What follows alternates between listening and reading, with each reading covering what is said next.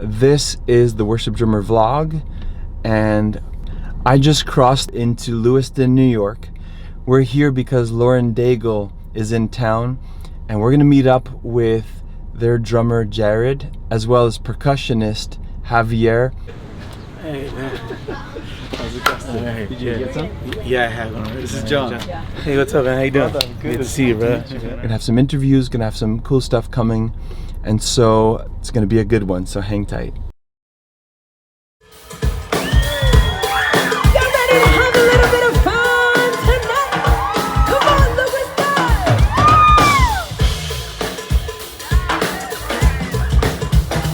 Mic check, check one. Hey. Checking. Hey.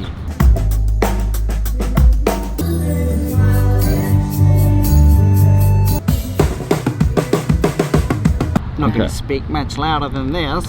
So we're here with Javier Solis. Hello. How you doing? And also Jared and Kneale. Hey. And so we're gonna just spend some time asking some questions. And we'll start with you, Jared. I know you did the IG takeover. Actually, both of you have done it. Right. Thank you again for that part, and for giving us a glimpse into your setup and what your day kind of looks like. But let's start with where we're at right now. We're in Lewiston, New York. Right. And maybe just tell us if this is a tour, is this a one-off stop, and just how's it been going for you guys so far? Yeah, we pulled in this morning, Lewiston, New York, just up the road from Niagara. And we were in Philly last night. We're just doing a 3-show run this week: Philly, Lewiston, and a live festival in Ohio. We're basically gearing up for a tour in September. That's where the Kaleidoscope tour begins. So this is kind of the preliminary stuff. We're doing a few festivals and a few one-offs until we hit rehearsals and that next month. So yeah, this year has been a lot of that, right? Yep. A lot of one-offs, a lot of just little things here and there. And in terms of, now you're playing with the percussionist. Yes. So we can just dive into that aspect of what is that dynamic change in your approach as a drummer, in terms of how you slice the pie and all of that sort of approach to this night. Yeah. Playing with a percussionist is, I think it's the creme de la creme, especially one as talented as this one.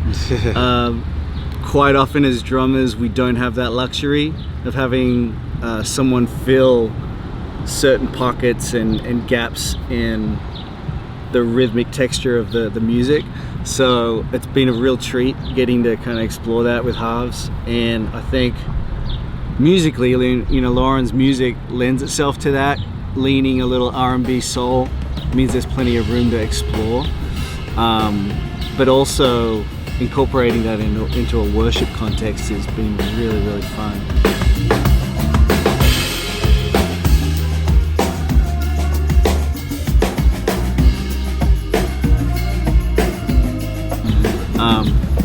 You learn to listen a little more intently too, I think, as a drummer. It's less bash, bash, bash, and more, okay, what's he playing? Am I stepping on his toes? Is he stepping on my toes? Where can we adjust? How do we work as a unit? Where two become one kind of thing. Yeah. And I think as a musician, those are just like vital skills. That's cool. So, yeah. And I want to throw it over to you, Javier. Night to night, is it more improv and kind of what you're feeling in the moment for the song, or is it like a grid and everything's laid out for every song? Yeah, it's I mean, playing with somebody like Jared has a great pocket, and it's the way it feels is a big deal. But pretty much I have an intro pattern, verse pattern, pre-chorus, chorus, bridge pattern, things like that, or a switch an instrument. Sometimes when it breaks down and there's an empty space and I'm grabbing something hi-fi or something kind of weird sounding, then it's improv at that moment. But for the most part, it's definitely a pattern, definitely a pocket to play. And it's, you know, it's easy to play a part when the drummer is solid and just putting it down. You know, it's a pretty cool. That is cool. It's a cool vibe. Yep. Now, you've played with guys like Israel Houghton, outside of that, I'm sure I don't know all of your repertoire. What's been like the most challenging context for you? Well, as a musician, you know, you have a lot of I mean, even now there's 12 people on stage. It's like 12 people on stage. There's a lot of music going on, and I feel like I'm filling the pockets. And then when you have a groove, a song that has a pocket or polyrhythm, then I got to find my pocket again, because I can't get in his way. He's the drummer, he's carrying everything. So with respect to what he's doing, I'm just embellishing. I'm a Knox guy, and I kind of make myself important with what's happening with the groove, make my part relevant. If not, then I'm not needed. Then it's literally a luxury. I don't want to be the luxury. I want to be something that's needed as a musician. And so that's how, you know, being with Israel and all those other things, you know, gospel music has a lot more moves musically, a lot more movement, a lot more chops, a lot more breaks. So finding your place and all that can be a little bit complicated. And it was cool because I was able to figure those things out too. So yeah, all those scenarios were challenging to some degree, but also fun in the other, because you're recreating things, and something that seems so simple is like, whoa, it's not simple at all, you know? Yeah. So yeah, that's the vibe. Cool. Yeah. I'll throw it over to you, Jared. A little offbeat question perhaps, but what's the biggest gaffe or mistake you've ever made playing? And we'll get to you next, so have one ready. Biggest gaffe. One time I was playing a country gig. I forget who the artist was, but my kick pedal beater broke in half,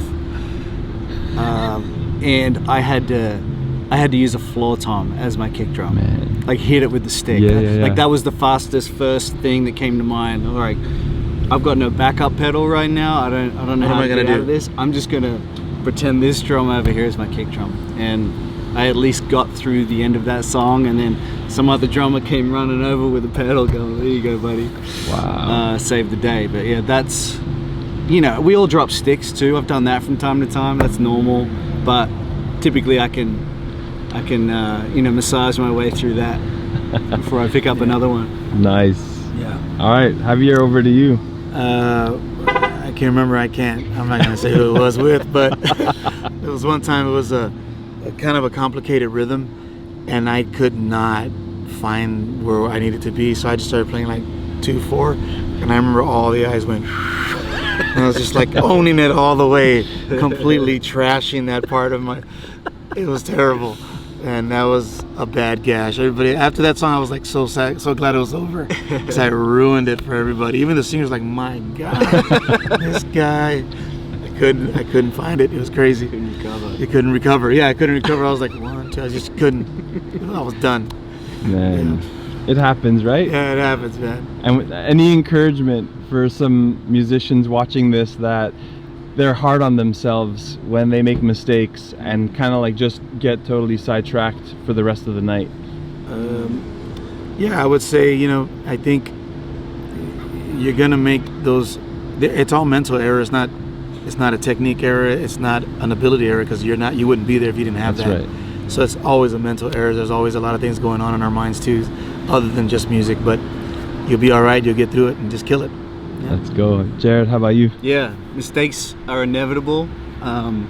They happen to, you know, even the best of us. Some of our heroes, it happens too. I think it's how you deal with it. For me, if I make a mistake, I mentally have to go, okay, that's come and gone. The rest of this set, I'm just gonna absolutely crush it. And I kind of go with that mentality of like putting that in the past and just training yourself to move on and focus on what's important, you know? Love it. Over to you again. Yeah. You have a side business, or maybe it's your main business. Yeah. I don't know. Tempo in Nashville. Oh yeah, I Talk do. to us about it. In September, I'm going to be there. Oh, well, for, you gotta come. The Belonging Conference. Oh yeah. And so You gotta come. I'm going to come You gotta have come. breakfast and Yeah. some coffee. Treat, man. I've been blessed to start a side hustle called Tempo. It's called Tempo, but it's a coffee shop that turned into a monster. became the hustle. So I've been fortunate to have the flagship location. We have another location at the soccer stadium now as well. And so we've been really busy with that. You know, it's been specialty coffee, you know, Jared, all my friends go. It's awesome. It's fun. All our peers show up. It's a really cool place. So if you're in the area in Nashville, come check us out, Tempo. But yeah, it's been great. My family helps me run it. My son, who's Uriah, his name is Uriah. He plays for Torn Wells guitar. He helps me run it. My daughter, who helps me run it day to day there, and my wife helps me run it day to day. And they're all champions. Wouldn't be able to do this without them. Yeah. So good. Yeah, man. So good. In terms of drumming now, more specifically, what are maybe some things that you see drummers do that kind of bother you? It could not be maybe related to their playing, maybe the attitude, maybe it's both. I'll answer that too. Yeah, like what do you see in today's drummers, whether it's in the church or not, that kind of like you see as maybe they're still immature, they have a lot to learn and some room to grow still? I'll just open that up. Yeah. Yeah, it's an interesting time to be a musician now with social media and YouTube being kind of the place where a lot of guys get advice and tips and whatnot. I think a huge a word of advice for young drummers, I guess you could say, would be to step into any musical situation that you find yourself in with humility, and a focus of putting the song first, not putting your abilities on display. I think that's all secondary. I think your ability to play what's required and to play the song and think musically is going to be the key to you getting a call again. I would say, especially in the church drumming world, what I've observed is just a lot of heavy-handed playing technically, in terms of like, you know, hitting the cymbals super hard, or, you know, just bashing a little bit more. I think I would love to hear and see a more variety and dynamics with a lot of young drummers, you know. That's a good point. Big part, because music is such a light and shade thing, and in that environment especially, dynamics are just so key, and that all starts here. Yeah, it starts here with your technique, and it's not about showing off, it's about being sensitive to those around you and playing the part. Nice. Yeah, exactly what he said, because that's all true, especially for a person that plays percussion. I think if you're playing any kind of auxiliary instrument that has to do with sticks and kind of drums or anything like that, whether it's toms, people do a lot of that stuff, the tom thing, that's cool. I think the main thing, if you're a drummer and you have a person doing that kind of stuff, is what Jared said: discipline, watch your dynamics. And I think it's inevitable that people always want to play. If something's coming up, you want to set the band up. It makes sense, but it's good not to set the band up, you know, 8 bars before the break. You know, try to set the band up with some wisdom and technique, and make sure it sounds good, because there's a lot of people collectively playing the same piece of music. But yeah, everything he said was right. Awesome. Question about music and education. Do either of you have formal music education? And what are your thoughts on, is it necessary or not? Do you want to lead? You can lead. Okay. So for me, no, I basically, out of high school, I went and got a day job, and I studied arts and entertainment marketing. Nothing to do with music performance, but really my schooling came from joining a covers band that was playing 3 nights a week. Wow. And it was top 40, you know, pop stuff, and that was where I got to woodshed and really learn how to play a song and how to play a set of music, and kind of dig into parts. That was really my schooling. As a kid, I had some formal lessons outside of school with a private tutor. I had that for about 6 or 7 years, and that was very instrumental just for technique and reading and all that kind of thing. But post being 18 and kind of getting out into the music scene in Sydney, Australia, My schooling was just playing the bars, playing clubs, playing bar mitzvahs, weddings. I mean, the whole gamut, man. I did it all, and that kind of helped school my skills for when I moved to Nashville when I was 27. So. That's cool. How about yourself? Yeah, very similar. I didn't learn too much in school. I learned my dad was a pastor, so I learned playing in church. Then I fast forward, I felt like that was good because we play every day, right? And I was a real big fan of a lot of particular musicians that I would read about, and they used to be a part of a band called Kneale back in the 80s. And so I used to listen to Alex Acuna, Bill Maxwell, all the Paulino de Costa, you know, Lenny Castro, all these guys that I looked up to played on a lot of those records that I listened to. So that was my school. I would mimic what they did. And then when I got married, I worked at a drum store. And then I would ask these percussion guys that walk in every day what their techniques were. And then, so I was able to learn from those guys as well. So no formal education. It was more of the education on the outside, the guys, and playing real gigs all the time. Yeah. Wow. And have you ever been like thrown a chart and had to learn to read that kind of stuff in your spheres? In Nashville, yeah, it happens a lot in the studio. Oh, yeah. They're not traditional like stave charts. They're what's called the number system in Nashville, and it's basically for the band to kind of follow the chord structure. And so as a drummer, you learn to read that and also like put your own embellishments and notes on that to kind put your rhythm parts. Yeah, kind of map it out a little bit for yourself, where the hits are and the stops and stuff. So I had to learn that when moving to Nashville. But sight reading a drum chart, it's been a long time since I've had to do that. Yeah. Same with me. I think I've read a percussion chart one time since I've been in Nashville, and I was like, that's a whistle. I was like, oh my God, they want a whistle, and like all of that. So it's been a while. It's rare. Yeah. But you'll read a rhythm charts or number charts, and you can put your chicken scratch on there and figure it out. Yeah. I love it. Yeah. On a night like tonight, where you have a set list and stuff, what songs are you excited to play for Lauren tonight? That's a good question. It's a good one. Yeah. That's a good question. I don't know, this new one we just did, I love the groove. And I love that it has that movement on the drum kit, the hi-hat. I love that. I really do, because it lends itself for the way the pop feel is. It's real funky. In the pocket, it's funky. Yeah. We hadn't played that in a while, so that was nice. What drummer or percussionist is gonna turn down a funky groove? Yeah. Do you remember the name of the song? Yeah, I'll always take you with me. I'll always take you with me, and the writers are Grant Pittman and Daniel Sauls, and of course Lauren. But it's great. How do you say goodbye? Oh,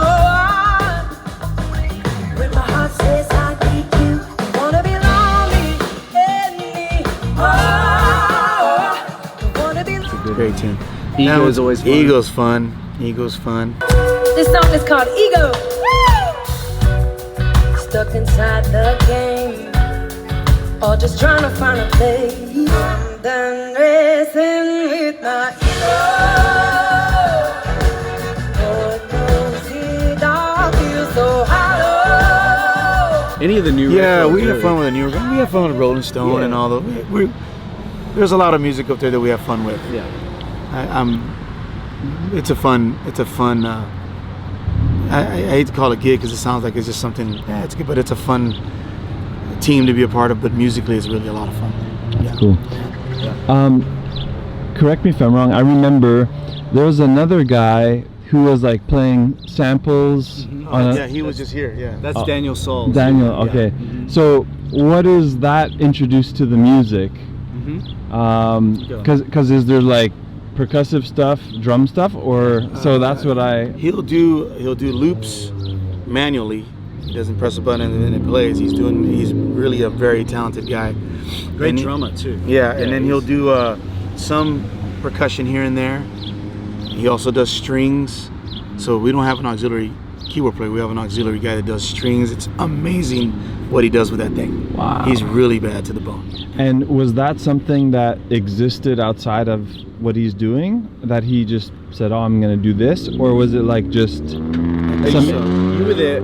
Halves was there when Daniel first came on board. But Yeah. I believe Paul kind of said that. Yeah, right? he was brief. I was there right after he was there. He was there for about a year. Then I came on, and I had never seen that approach in real time. That's cool. I've always seen like if somebody plays a track and he's going playing, they'll mess with Ableton.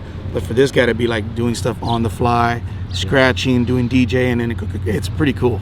Yeah. That's Very wild. cool. Yeah. I'm gonna look forward to listening to that tonight. Yeah. And basically the three of us are the backbone of, like, we are the drummer. Yeah. On this gig, we kind of treat we are that the as rhythm one section. drummer, but it's the three of us all complementing each other with our parts and sounds. Wow. It's true. It's a good way to look at it. On this new album, or newer album, I should say, who wrote the drum parts? Yeah, there were two drummers that played on this now double record. It was Trevor Lawrence and Nate Smith. They're the two guys. Nice. Yeah. That's cool. And you don't have a say necessarily in what happens there, but on the tours then you have to take all of that and like say, okay, this is how we're gonna lay it out. Exactly. Yeah. We just interpret it the way we would play it, and we come up with the arrangements with our musical director, and we all just have our own ideas. With that. have our own ideas, your approach, and all that. Yeah, for sure. That's cool. You both live in Nashville. Let's just imagine there's someone watching this video that they're gonna wanna, or maybe they are just moved to Nashville. Like, what advice do you have for musicians? We'll generalize that, not just drummers, but who are coming, maybe looking to find a footing somewhere. Do you have any, if you can go back to the beginnings of when you first arrived, it's like, what are some important things that helped you find your footing once you arrived? Yeah. Man, when I moved, Nashville, felt like such a small town, and it still is compared to where I came from, but I immediately just connected with as many people as I could. I would reach out to drummers that I knew were in town, and I would hit them up for coffee. Sometimes they wouldn't even respond. I'm sure some of you have even experienced that. You keep moving, you keep pushing, you keep going forward. Bass players, guitarists, you say yes to everything because you just don't know who is on the gig that may recommend you if you do a good job. I basically said yes to everything, and just went in with like a humble attitude and also a confidence that I could do the job well. Patience and perseverance were pretty key, and that's for those first few years, because there was some spells where the phone's not calling, no one knows who you are. I had to start again. So having the mental kind of fortitude, I guess you would call that, to kind of stick through it and keep your goal front and center, what you want to achieve. But at the end of the day, even after all that said, it's just be yourself. That's cool. How about yourself? Yeah, interesting enough, I just showed Jared a video that he's doing a session on with my son on bass. I'm not even in the session. It's him playing with my son that someone sent me a video of. And I was like, Jared, I got a video of you, man. And this is years ago already. And so he's right. You say things. That's not a bad session. That was a good session. But I'm saying you just keep pushing and keep doing things. And before you know it, the people that you did something with that was good or you're impressed, they do tell the other person. They do tell the other producer. They do tell the other music director, hey, there's this guy that, and so on and so on. And so that's a big key. Also the attitude. You're coming to a humble town. Nashville's a pretty humble town, and all the musicians know each other, especially when the word of something negative gets out. It's quick. Yeah. So if you're not fun to work with or anything like that, you might get the call here and there still if you're that good, but you won't get the respect. They won't call you back.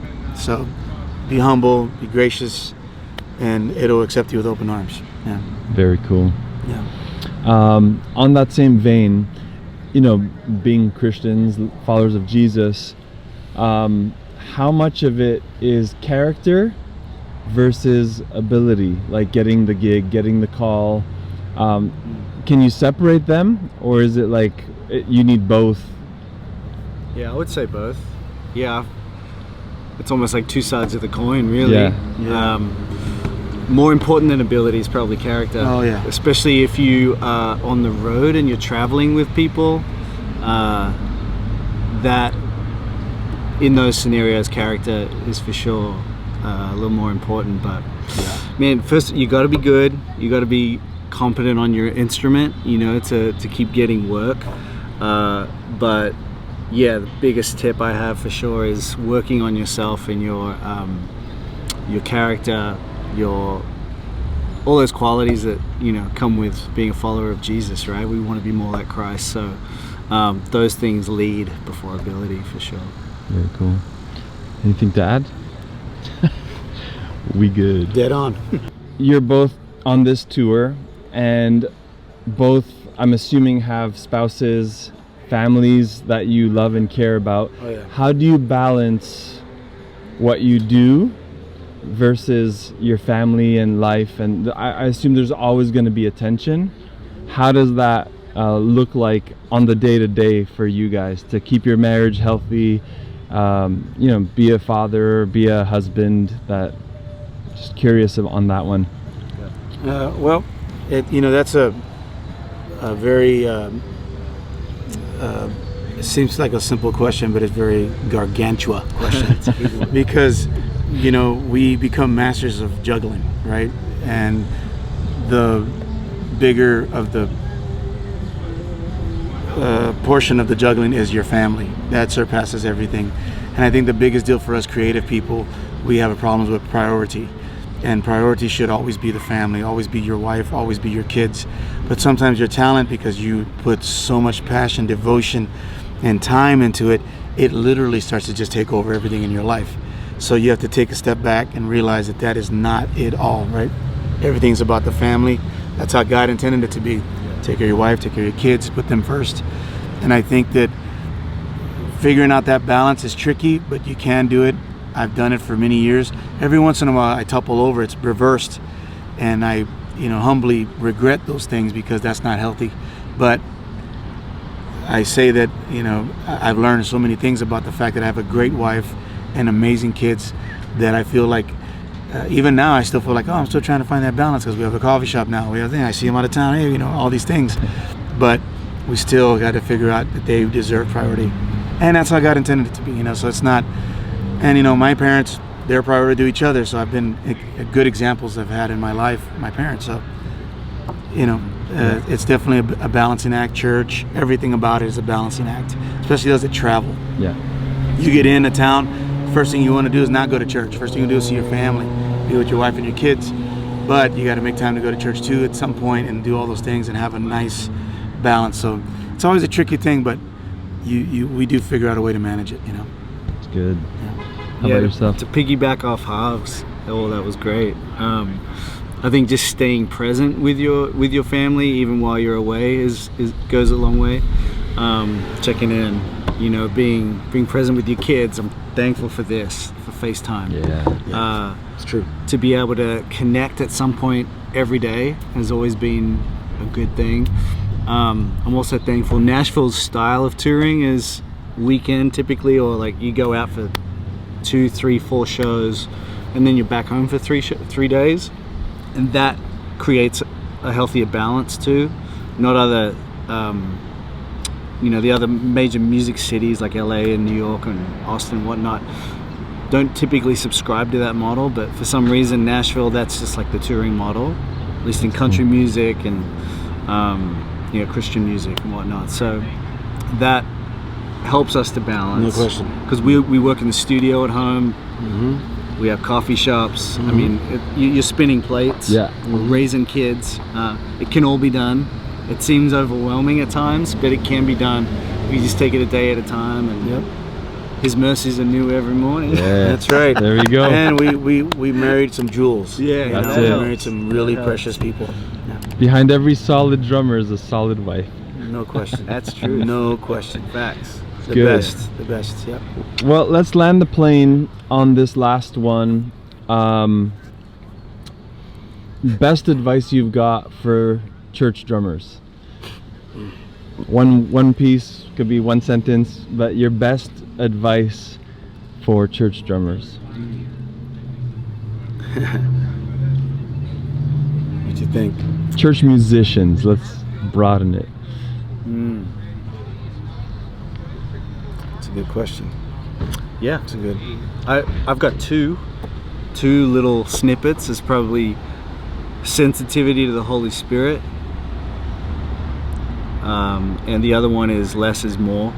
That's a broader musical one, but yeah, it makes a lot of sense to me. Less is more, meaning just stay out of the way, but like be a supportive role, especially as a drummer. You're the foundation of that worship that's, you know, going up to the Lord. So I think, yeah, I'm not gonna overcomplicate it. No, Yeah, You you're agree right. with that? You're right. Yeah.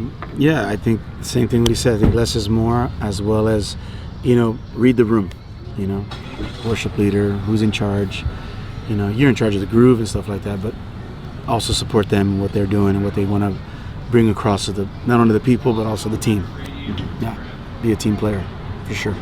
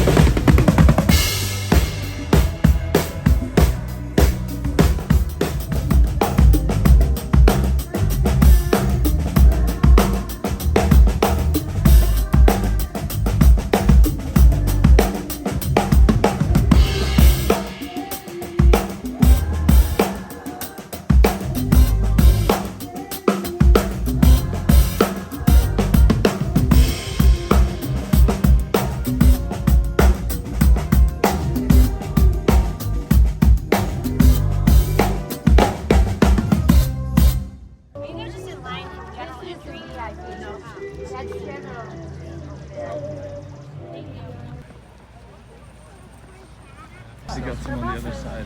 Yeah. I thought we were coming down.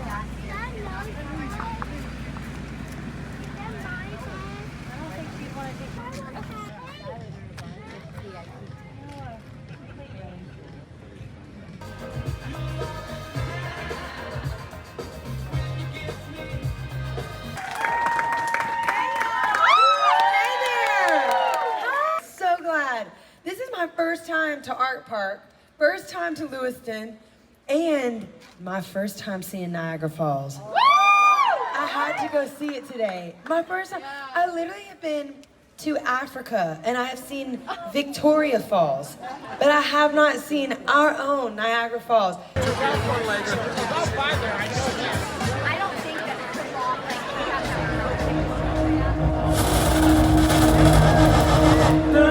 I thought these guys were like part of like custodial crews that wearing jumpsuits. I know, right?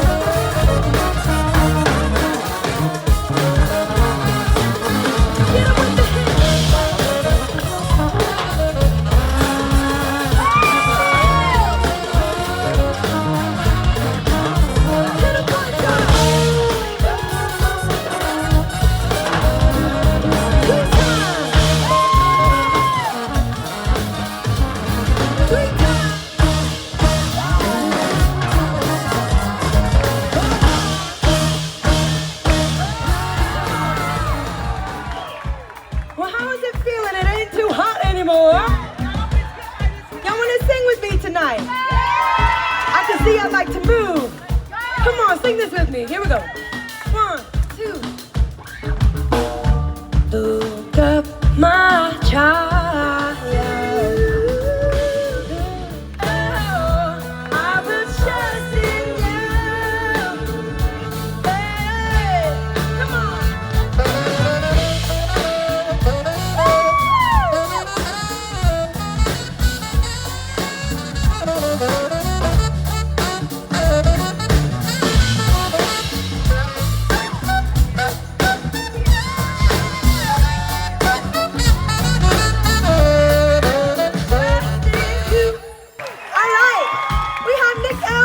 Saxophone, Golden on the trumpet, Jonah Levine on the trombone, Courtney Leonard on the bass, Daniel Saws in the DJ booth, Jared and Kneale on the drums, Javier Solis on percussion, Grant Pittman on the keys, Benny Martinez on guitar, Miss Blair Whitlow, Brandon Winbush, and Kara Brett. Give him some love, y'all. In your presence, in your presence, in your presence,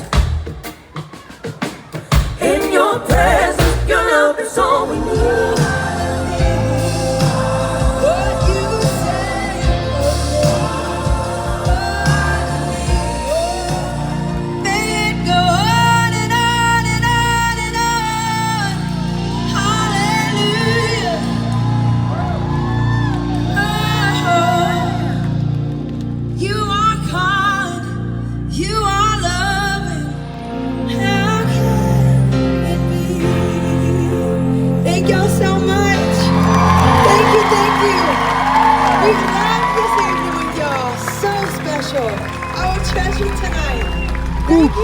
Guys, the night is done and it was awesome. It ended with like a bit of some worship and a flow, and you could feel the presence of the Lord. Yeah, so really grateful for Jared and Javier and just their kindness in making some time for us today.